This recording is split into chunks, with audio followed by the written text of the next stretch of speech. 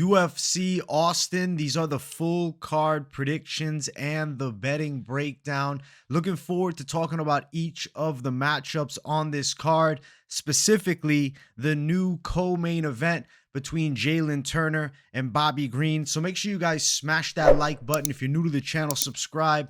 Turn the post notifications on and make sure to share the video as well. And also note, I will be live for the entire UFC Austin fight card Saturday, 4 p.m. Eastern time. Do not miss the fight companion. Thank you guys for 24,000 subscribers as well. And let's get into the fights. Starting it off, we have Jamey-Lyn Horth versus Veronica Hardy. Pick has been Jamey-Lyn Horth, sticking with the same prediction as I did in the early prediction show. I really think she's going to be able to outmuscle Veronica Hardy. If you look at that Jamey-Lyn Horth back, it's jacked. And I think in the clinch positions, that's a big factor. She's the taller girl. She's the physically stronger girl. And like, I'm not sold on Veronica Hardy being like so much better now since her comeback. I think she's improved for sure. But Jamey-Lyn Horth is 6-0. She beat Haley Cohen. You look at their recent opponents, a Haley Cohen win for Jamey-Lyn Horth is a lot more impressive than beating Juliana Miller at this point, who's turned out to be an Ultimate Fighter bust. Unfortunately, she won the show and then nosedive downward as far as actual UFC success. I think Veronica Hardy's going to go long here. I think she'll have some okay moments in the fight, but I really feel like Jamey-Lyn Horth is going to control her against the cage, pressing her backwards, giving her some difficulty in the striking too. I got to go with the tough Canadian. I'm going Jamey-Lyn Horth. I'm going for 6-0, moving to 7-0. I don't forget that Bia Malecki loss for Veronica Hardy. I cannot pick her to win here. So Jamey-Lyn Horth for the W. Horth is a -115 favorite with Hardy at -105. What is this over? Over 2.5, -325. This thing's going distance, and Jamey-Lyn Horth is winning a decision here. Next fight on the card, we got Wellington Turman versus Jared Gooden. I'm going to pick Wellington Turman here. Jared Gooden on the other side has like pretty okay boxing. He's got some hands on him, but the hands are low at times, and I think he's hittable. But then I got Wellington Turman, who's really not impressive, but he does have good jiu-jitsu. He does train with Glover Teixeira and Alex Pereira. So for that reason alone, you kind of got to sway his side. He's had more UFC success than Jared Gooden, who's coming back after being released from the UFC and stepping in here to fight Wellington Turman. It's like they lost to Carlston Harris. He went distant. So Turman is not as good as Carlston Harris. He also lost to Carlston outside of the UFC. I think Turman to win a live decision here. He's going to be having to overcome a reach disadvantage. Jared Gooden is longer, but I really don't think he's a good boxer from the outside. It's not like he's stinging his opponents with a stiff jab. So I do think these guys are going to end up getting into a closer range. Expect Turman to try and mix in some takedowns. I'm seeing submission or decision for Turman. I think there's a possibility that he gets the sub. He's still super young at 27. Granted, Jared Gooden is not old either at 29, but for whatever reason, when I look at Jared Gooden, I always just think he's 36. He's still young too. I just think Turman is going to get the win here. I'm not sold on Gooden. I got to go with like the slightly better UFC performances and the submission threat. I think Turman might be able to lock up a sub or win a competitive decision here. Looking at the odds of this fight, Turman at -187 with Gooden at +162. I do think Turman gets the win. Jared Gooden's like a hot and cold guy that you can bring in and throw power shots, but does he chin Turman? I don't think so. I really don't think Gooden is this great underdog play. I feel like Turman probably wins the fight. Now, I'm not saying I'm feeling betting the Turman side either. This is kind of a stay away fight between two guys with losing UFC records. But Turman is going to be my pick, and he looked pretty good against Randy Brown, right? Coming down to welterweight, he's got to beat a Jared Gooden. It has to happen. I'm going Turman. Next fight on the card, it's Ihor Potieria versus Rodolfo Bellato.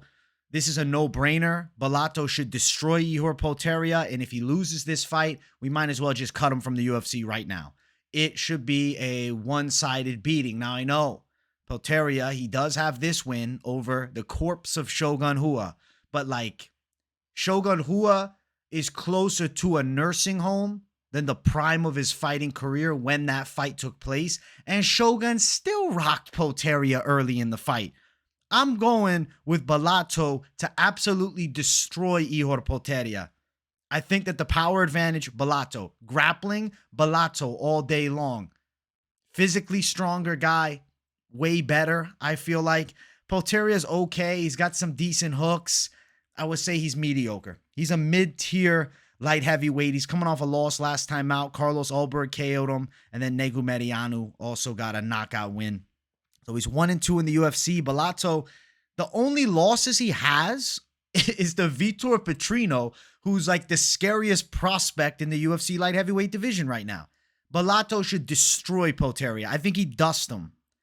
I think Bellato, club and sub. I'm going to call submission win. I think he could rock him on the feet and then lock up a sub. Might knock him out and then pound him out too. But I'm going to say submission for Bellato. Minus 450 is a huge favorite, but it's sensible here because he's that much better. Potieria plus 350. This should be one-way traffic and it should reflect the odds. Not a competitive fight. Bellato all day long after his win on Contender against Talha, who was supposed to be pretty good. Bellato beat the shit out of him. I like Bellato a lot. I'm going him dominantly. This is one-way traffic. Mismatch. Next fight on the card, it's Steve Garcia versus Melquizael Costa. So I'm picking Melquizael Costa. He's definitely the technically better Muay Thai striker here.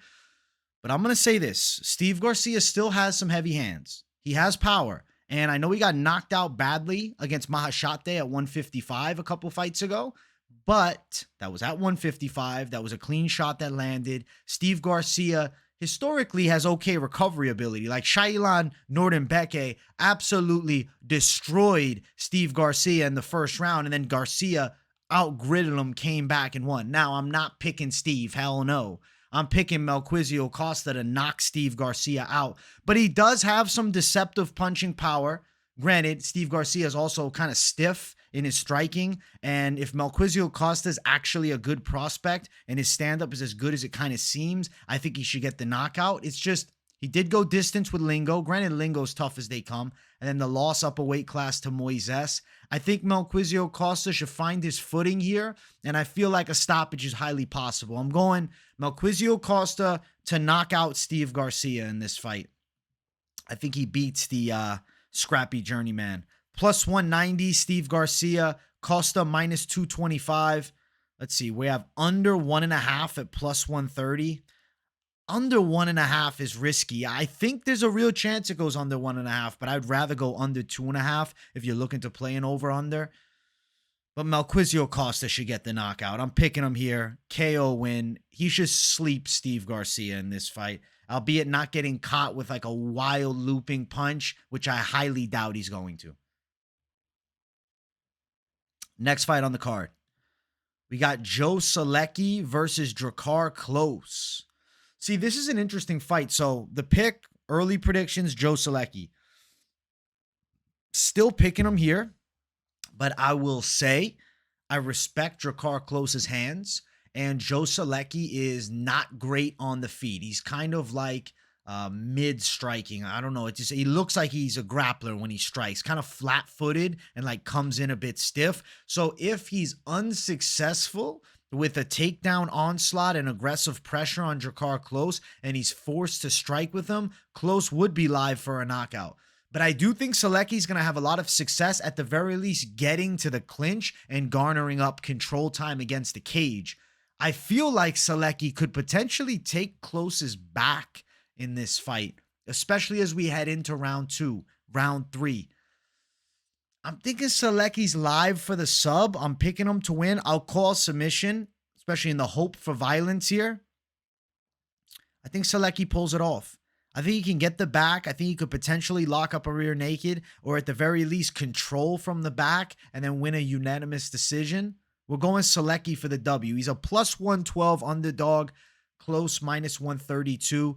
I still think it's a coin flip fight. And even though I'm picking the underdog With Solecki, it's not like I'd say this is the dog of the card, go throw everything at it, because I'm concerned that Solecki's going to be caught on the feet and look stupid if he's unable to land takedowns. But I'm feeling that he does get the takedowns, that he does secure positions on the ground, and that he does win the fight and potentially get a finish by sub. I'm curious what the sub prop line is going to drop at. So as we look into the card later on in the week, stay tuned for that sub prop because I'm intrigued. I'm picking Solecki to win. I'll call submission, but like I'm not saying decision is unlikely at all. Joe Solecki for the W. I'm going to say he beats Drakkar close using his grappling here, and it's effective and pulls it off. Next fight on the card, we have Cody Brundage versus Zach Reese. I'm picking Zach Reese. I don't think that Cody Brundage and him should be super competitive. I know Brundage does have decent wrestling and he's got a little bit of power in his overhand. Realistically, could easily be 8-6 in MMA and on a 4-fight losing streak. His last fight was a disqualification win over Jacob Malhoun. Reese coming off of the Contender Series where he was impressive. I think Reese is definitely the better striker, and I also think he's got the better jiu-jitsu. The one aspect which Cody Brundage could have a potential advantage will be the wrestling. But do I see him running over Zach Reese, taking him down, bullying him? No. Zach Reese is way bigger at 6'4" with a 77-inch reach to Brundage at 6 foot with a 72-inch reach. I know Reese doesn't have a lot of experience right now. He's 6-0. He's still a developing guy. But he's got quality stand-up and he's got a submission threat that he brings into this fight. I got to go towards the side of Zach Reese. I think he could lock up a sub, right? He's got submission wins. He's got knockouts. He's got a mix of both methods of victory, but it does look bad when 2 fights ago you beat a 5-10 guy where Brundage has been fighting all UFC competition constantly, right? And he is on a rough streak. He should be on a 4-fight losing, well, disqualification, but he could be on a 4-fight losing streak. I'm going to pick Zach Reese to win by sub. I think that he does hurt him on the feet and then submit him. But Brundage is still young at 29. But listen to this. The UFC in Texas with Zach Reese, Texas native. Do you guys not see what this is? They're attempting to throw Zach Reese a softball. If Zach Reese loses this fight, the hype is dead. It is completely finished with. This right here is an opponent. This is like boxing. Brundage, UFC vet. On the other side, Reese, prospect the UFC wants to build. It's like the boxing world where they throw an opponent at somebody. Zach Reese should definitely win this fight. Now, calling Brundage an opponent doesn't mean he has zero chance. If Zach Reese gets taken down and then we find out he has no get-ups and he doesn't threaten Brundage from the bottom, we could be in big trouble. So Zach Reese to win, be on the cautionary side of betting for the simple reason that he's unproven at a UFC level. But nonetheless, this is a setup fight for him to win. And if he doesn't win, that wasn't the UFC's plan. They want him to win in Texas. Zach Reese by sub. He should win this fight. Plus 220 for Brundage as a dog with Zach Reese as a minus 260 favorite. I'm picking Zach Reese to win. He opened up at plus 135 as an underdog. Isn't that interesting? And the lines completely flipped the other way with everybody throwing the fucking farm on Zach Reese. Not me, though. I don't really like betting Zach Reese. I don't want to bet a debuting guy who's taking on Cody Brundage with a lot of experience. But to be honest with you, if Zach Reese loses this fight, it's a surprise to me and to the UFC. So Zach Reese, I'm going to call it for the submission win. He should be able to beat Cody Brundage here. Next fight on the card, ladies going after it. It's Miesha Tate versus Julia Avila. I'll pick Miesha Tate, but like, whatever. Okay? This fight has no significance as far as who's going to be a contender because neither is. Miesha Tate at 37 is years and years past her prime. And Julia Avila is out for over 2 years and like never really had a successful UFC prime. I mean, 2-1 in the octagon and she's 35. I think her career is more towards the back end too. I'm going to say Miesha Tate does get a win because I think that she's definitely the better wrestler. And I feel like Tate out wrestling Julia Avila over the 3 rounds, getting a decision is her most likely method of victory. Also note, Miesha Tate is back up at 135 pounds after a run that was a failed experiment to drop to 125 where she lost to Lauren Murphy. Miesha Tate has never been known for good stand-up, and if they get to striking, Julia Avila would outstrike her if Miesha Tate does not secure at least grappling threat, like positions where she's threatening with takedowns. If not, Julia Avila will have a field day striking with Miesha Tate, who has more the stand-up game that we saw in 2009 with women's MMA. Just a fact. Miesha Tate shines in wrestling, and I think her pressure and control can win her the fight here. Now, Miesha Tate also very durable. She takes good shots. I don't think Avila would knock her out. So I think this fight is definitely going distance here. I'm going to pick Tate by a decision. She's a plus 137 underdog. Julia Avila, a minus 157 favorite. Over 2.5 rounds is minus 290. I do think we go over 2.5 rounds for the ladies here. I am picking the underdog, Miesha Tate, to get the win, but note that she's 37. Note that she's 1-4 in her last 5, and that win is against Marion Renault, who was 65 at the time that they fought. So, come on. She's not really 65. I'm joking. For some of you that didn't get the joke, she was like 43. Miesha Tate, decision win over Julia Avila. I got to pick Tate. And then let's set up the Holly Holm rematch. Next fight on the card is our featured prelim of the night. We have Clay Guida versus Joaquim Silva. Yeah, I got to pick Joaquim Silva to win. He's definitely the better striker. And for the most part, I think he can avoid takedowns by Clay. And if not avoiding them, I expect him to explode back up to his feet.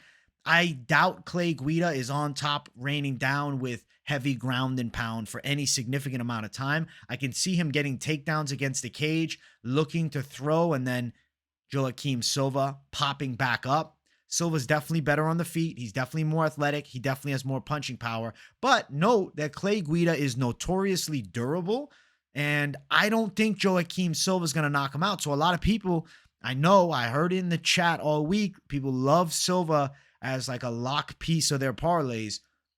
There is a possibility of Clay Guida garnering enough takedowns and control time to steal a competitive decision. Nonetheless, I'm not picking Clay. I'm picking Joaquim Silva. I think he should win the fight. I really do. If he doesn't win the fight, well, that's it. I mean, for both guys, really, though, it's especially Clay at 41. He's really towards that final stretch. Joaquim Silva, he's a decent unranked guy. He gave Arman Tsarukyan a tough out last time, and I really think he can beat Clay Guida in this fight. So I'm going to go Joaquim Silva by a decision. Imagine he knocks out Clay Guida. That'd be huge for him, but the odds of that I just think are on the lower side. Even though he has power, it's just Clay's durability is always there. But Joaquim Silva by knockout, I'm actually intrigued just to see what that prop sits at out of curiosity. Joaquim is a minus 320 favorite, whereas he opened at minus 225. Clay Guida is a plus 270 underdog. Holy. Over 2.5, minus 115. The over-under is a little worrisome here. I want to see what the knockout prop is for Joaquim Silva when it drops. So stay tuned throughout the week, and we'll see. Because maybe it's at like plus 800, and you can little sprinkle down on it, and he catches Clay with a big strike and puts him out. I don't think that's impossible by any means. Joaquim Silva for the W, guys. I'm picking him here against Clay Guida. There's no flip of the early pick to now. It's staying the same. Joaquim Silva beats Clay Guida. Sorry to the OG. Main card time. If you haven't yet, make sure you guys smash that like button. If you're new to the channel, subscribe. It's Punahele Soriano versus Dustin Stoltzfus. Punahele Soriano should absolutely win this fight. And if he doesn't win this fight, I think he gets released from the UFC. I think both guys actually are at risk of getting released from the UFC, but specifically Soriano, he should beat the brakes off of Dustin Stoltzfus in the striking department. I think Soriano's hands are going to be on fire. I expect him to close the gap with pressure and land big punches. Stoltzfus is going to be too stiff in the striking. He's going to be trying to work kicks from the outside, and he's going to be getting caught with shots over the top. I got to go Soriano to get a KO. I think he's got the punching power to do it. And if you look at Soriano's losses, right? Brendan Allen, who turned out to be an absolute destroyer. Nick Maximov, who gave him hell with the grappling, got released from the UFC, but isn't horrible. Win over Dolce Gambula by knockout, and then Roman Kopylov knocked him out. Kopylov is a tremendous kickboxer. On the other side, Dustin Stoltzfus, Abus knocked him out with a front kick. fair loss. Beat Dwight Grant, who was a blown-up welterweight that was past his prime.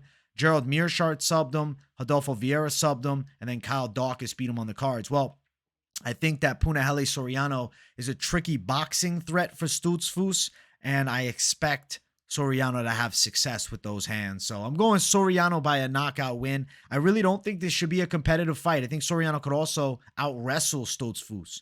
Minus 250 for Soriano with Stutz Foos at plus 210. Yeah, I like Soriano to get the win. If he doesn't win this fight, I'll be surprised. I'm going with Extreme Couture here. That's where Soriano trains out of. They got killers in the room that I think should have him prepared for the Dustin Stutz Foos.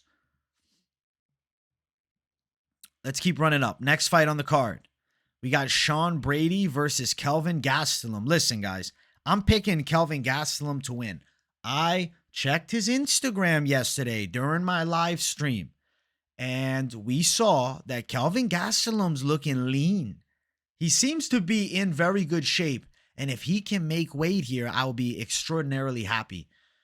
I've always felt that Kelvin Gastelum has the skills to be one of the best in the world, but where he lacks, obviously, is in the discipline. Diet, specifically. At 185, he's holding on to a spot in the top 15. At 170 pounds, though, I think Kelvin Gastelum gives a lot of guys hell. Specifically Sean Brady, who's a strong grappler. I think Gastelum's wrestling will definitely hold up here. And then when you talk about boxing, you have a Kelvin Gastelum who we can't sleep on with the hands. I mean, does have a knockout over Michael Bisping, was touching up Chris Weidman years ago. I mean, knocked down Jacare Souza. The Ian Heinisch win, which is a recent win for him, was less than impressive. But 3 years ago, Gastelum was getting his footing back. And then hard-fought fight against Whitaker and Cannonier, and then a win over Chris Curtis with a little controversy due to the headbutt. I think that Kelvin Gastelum can beat Sean Brady in this fight. I'm going to pick Gastelum to get it done by a decision, though. Even though I think he's got the good boxing and crisp style with his hands for the most part when they're on point, Sean Brady's going to be a tough out. He's going to be explosive and athletic, looking to close that gap and mix in takedowns, but he just won't be successful for the most part. I think Kelvin Gastelum could stun Sean Brady and knock him out, similar to how Bilal did. I just don't know with Kelvin Gastelum where his head's at. I'm looking forward to seeing the weigh-ins here and getting a real peek at Kelvin Gastelum's frame after the weigh-ins when we know exactly how he looks and if he was on weight. I'm going to pick Kelvin Gastelum to win nonetheless, and he is a slight underdog. Plus 120, Kelvin Gastelum, Sean Brady at minus 140. I love the underdog side here. I think Sean Brady's real good, but nothing's telling me he's beaten Kelvin Gastelum, who's a good wrestler and a better boxer, and probably, I think, going to be strong on the inside where Sean Brady shines, like using the takedowns, getting on top. It's not going to work here, and he's going to be forced to strike. And Sean Brady is not a top caliber striker. Kelvin Gastelum's been out there and, touched up Israel Adesanya. So Gastelum for the win, guys. KG as a dog this week. I like him as a dog a lot. I think he's a super live dog. Obviously, I want to see the scales at weigh-ins to make sure he's on point, but I'm loving Kelvin Gastelum this week. Next fight, our featured bout of the night. It's Rob Font versus Deiveson Figueiredo. I'm picking Rob Font to beat Deiveson Figueiredo. The only way I'm seeing Figgy win here is by submission, and Rob Font is not an easy guy to tap. When you're talking about boxing, Rob Font's got the faster hands. He's got the longer reach. He's better from the outside. I think that Deiveson Figueiredo's going to get rocked in this fight. He's going to get caught at the end of the punches by Rob Font. I think Figueiredo's going to rip some heavy low kicks here early, but he might be getting caught as he's ripping to the legs. I don't think he's going to have the takedown capabilities to bully a Rob Font in grappling. That's not what I'm seeing here. I think that Figueiredo's going to try to strike with him, maybe look to clinch up, but it's going to be difficult to do. Rob Font's going to be working straight punches, and he's going to be successful with his straight shots. I think Rob Font's going to end up knocking Deiveson Figueiredo out. I think it's going to be an emphatic win for Rob Font, who's coming off of a loss to Corey Sandhagen, but nonetheless, Corey Sandhagen is a top caliber guy in the world. Before that fight, win over Adrian Yanez, he destroyed him. Lost to Marlon Vera. He had good moments, but Vera obviously took over most of the fight. And then a loss to the legendary Jose Aldo. You look at the 3 losses for Rob Font as of recent. Top contender, right, in Corey Sandhagen. The #1 contender, I guess, technically Marlon Vera, because he's fighting for the belt against Sean O'Malley, and then Jose Aldo, MMA royalty. Deiveson Figueiredo on the other side, man. The losses to Brandon Moreno. Here's a loss to him. He had the win where, he looked quality, and then he lost again. Like, what do you go? 1-2-1 in their 4-fight series. He looked real crisp in this fight when he was training with Cejudo, but then he stopped, and then boom, takes an L without Cejudo team around him. I think Rob Font, though, is a hell stylistic matchup. I'm picking Rob Font to win. Font's the slight favorite at -142 with Deiveson Figueiredo at +122. Give me Rob Font for the W. I think his hands are going to be on fire. I really think the only way Deiveson can win is by sub, and I just don't see that happening here. Rob Font's going to end up knocking him out. And I've always felt like Deiveson Figueiredo moving up to 135 won't work out that well, and we're going to get to see it on Saturday, so I'm looking forward to it. Let's see if he proves me wrong. I think not. Co-main event of the evening. It's Jamey-Lyn Turner versus Bobby Green. Jamey-Lyn Turner replacing Dan Hooker. Guys, I'm picking Bobby Green, okay? And I know some of you might say, no way, look at Jamey-Lyn Turner in his fight against Dan Hooker, look at his fight against Mateusz Gamrot. Fair. But note that Jamey-Lyn Turner is taking this fight on less than 2 weeks' notice, and also is a large lightweight who missed weight on the full camp against Dan Hooker. He came in at 158 for that fight. Now he's taking on Bobby Green, and he has to cut down to 155.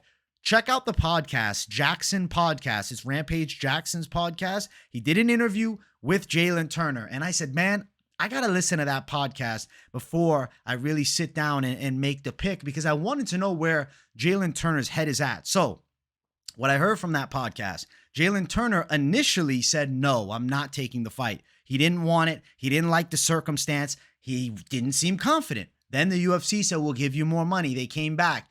Then he started pondering it. But even though he did that podcast, it was at the time before the fight was, I guess, officially announced. He was still kind of pondering a yes and no, but the UFC had offered him some change. And it seemed like even Rampage Jackson was not crazy about Jamey-Lyn Turner taking that fight on short notice. And Turner's confidence wasn't like oozing with, yeah, I'm going to beat his ass. I'm ready on short notice. It was kind of like, the money's good. I'll take a chance. I got to take a shot here. Jamey-Lyn Turner gassed a bit against Dan Hooker in the third round. He came in at 158 there. He had a full camp. Now he has a subpar camp. He's probably going to miss weight again. But note that if he does miss weight again, what's stopping the UFC from saying, okay, this is 2 in a row. Now you got to move up to 170. He better get some things written down with the UFC, because like this could turn out to be a loss to Bobby Green and forcing him to move up in weight. He's already having weight cutting issues on a full camp. Now I'm coming in on a 2 weeks notice. His whole training is to lose weight. I expect the possibility of his chin not being there. I expect him to look flat in the fight, and I expect him to gas. Bobby Green would be live for a knockout in this fight, but also I think Bobby Green winning the second and third round and even getting on top of Jamey-Lyn Turner and having success in the grappling. We sleep on Bobby Green's top game, but it's legit. And I think Jamey-Lyn Turner might get put on his back here in this fight in the second or third round. People will say, but oh, look how good he did trying to stop Mateusz Gamrot. Granted, still got put on his back there. It's because Gamrot didn't bring the striking threat. Bobby Green is going to be striking with Jamey-Lyn, and I think backing Jamey-Lyn up for significant moments of the fight. Early in the fight, first round, Jamey-Lyn Turner on fire. He could land a high kick and get a knockout. He could catch Bobby Green with a big left hand. But as we get into the second and third round, I'm telling you, the gas tank is going to dwindle and dwindle quickly. And I think Bobby Green is going to steal the second and third and win a 29-28 decision. Don't think knockout is crazy either, though. I could see Bobby stopping Jamey-Lyn Turner late. But can you imagine? Just fruit for thought. Bobby Green gets another sub, strangles a tired Jamey-Lyn Turner with the rear naked, because who had him in a fully locked in rear naked choke at the end of the second round? Dan Hooker. Bobby Green just arm triangled Tony Ferguson. A submission isn't out of the possibility for Bobby either, even though he's not known for him. So I'm actually really excited when the full list of props drops. You guys can tell I'm pumped for it, because I want to see what some of these lines are going to look like for Bobby. As far as the money line, We got plus 210 underdog Bobby Green. Jalen Turner minus 250. I have to go Bobby Green as a plus 210 underdog.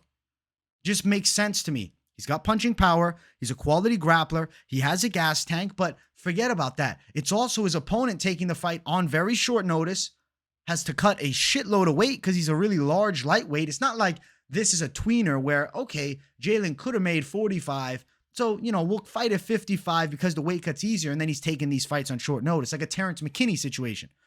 Jalen Turner's going to cut a hell of a lot of weight. He claimed on that Jackson podcast that he was walking around at 180 pounds. I got to cut just 25 pounds.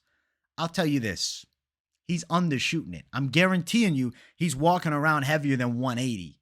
Maybe 184, 183. It was just Thanksgiving. Who's to say he's not 187? Maybe he didn't eat on Thanksgiving. You're right. Maybe he didn't. I don't know. But that's a big weight cut for a big dude. I'm going to predict that there's a high possibility that he misses weight. If he makes 156, I'll be impressed first and foremost. But I'd be even more worried about his performance if he makes the weight. Missing the weight might be the better option, and I'm still worried about that cut because he's got to get close to it. Imagine Jalen Turner weighs in at 162. They might not medically clear him. Like, who knows what's going to happen? I'm hoping that Turner gets the weight cut on point, and I guarantee you his whole focus right now is getting the weight down. Bobby Green's ready to fight, and Bobby Green's going to beat him. Upset win, Bobby Green, plus 210 underdog. He's my pick in this fight. I got him over Jalen Turner. Bobby Green's going to move to 3 wins in a row.